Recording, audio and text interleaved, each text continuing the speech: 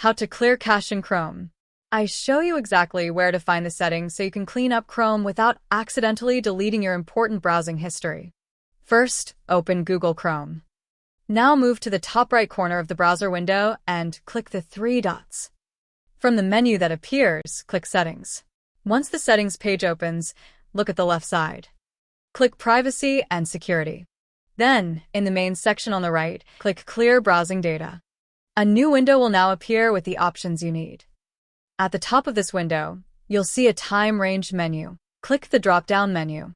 If you want to clear everything stored in the selected categories, choose All Time. You can also choose a shorter period, such as the last hour or the last 24 hours, depending on what you need. Now look at the list of data below. If you want to keep your browsing history, uncheck Browsing History. Then make sure Cookies and other site data is selected. Also check Cached Images and Files.